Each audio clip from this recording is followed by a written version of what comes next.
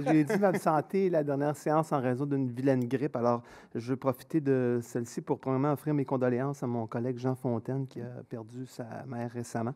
Alors, on sait que c'est pas facile, Jean, donc mes bonnes pensées t'accompagnent à ce sujet. Deuxièmement, je voudrais aussi revenir sur un dossier qui a été, je crois, abordé lors de la dernière réunion. Et de façon constructive, je voudrais apporter un peu mon opinion sur la question du square là, qui va être construit au centre-ville, dans l'entrée sud. Il y a eu un débat qui a eu lieu à savoir est-ce que c'est pertinent d'ajouter un autre square à cet endroit-là dans notre ville. Bon, ça m'a amené à réfléchir à la question et ce que je veux mentionner, c'est que moi, de mon bureau à Montréal, au 18e étage, j'ai la vue sur deux squares. La Square Victoria et à un ou deux coins de rue, la place Jean-Paul Riopelle qui a été construite là en 2004 près du Palais des Congrès. Alors, je pense que, et une rue plus haut, il y a le Square Phillips.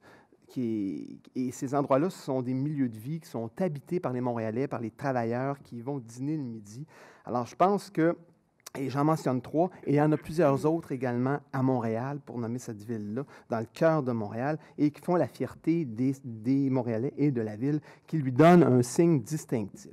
Et c'est la même chose aussi pour les autres villes qu'on a l'occasion parfois de voir, que ce soit New York, Washington, Boston ou Londres, pour nommer celle-là. Partout dans ces villes-là, il y a des squares, il y a des places, et il y a également des problèmes de stationnement beaucoup plus criants que chez nous.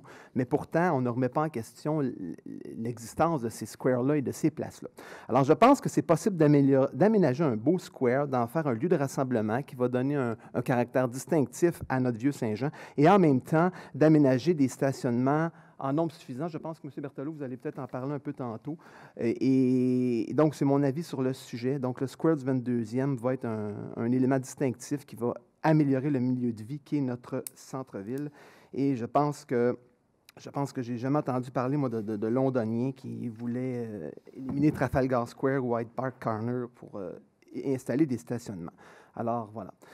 Troisième point, vous parlez, M. Tremblay, de déversement au coin de Loyola. Bon, moi, je passe très régulièrement à cet endroit-là. Je l'ai déjà souligné. Il y a effectivement souvent des déversements. Des hydrocarbures, je ne le sais pas. Là, je ne peux pas dire que j'ai vu ça, mais je pense qu'il y a une problématique à examiner à cet endroit-là.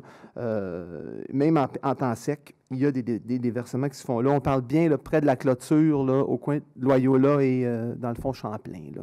Donc, je pense que le DG a dit qu'il prenait ça en charge. Alors, je lui fais confiance là-dessus. Et aussi, avec le printemps qui arrive, bon, il y a beaucoup de gens qui recommencent à habiter notre bande du canal, que ce soit des coureurs, des cyclistes, des marcheurs. Et je demanderais aux personnes qui ont des chiens, s'il vous plaît, de les attacher. Il me semble que c'est simplement un signe de savoir-vivre. C'est correct d'amener ces chiens-là, de les promener, mais attachez-les, parce que je peux vous dire que quand on marche ou on court ou qu'on est en vélo, c'est inquiétant de voir des chiens pas attachés qui viennent sur nous, même si parfois les propriétaires disent qu'ils ne sont pas méchants. Alors, un geste de civisme, s'il vous plaît.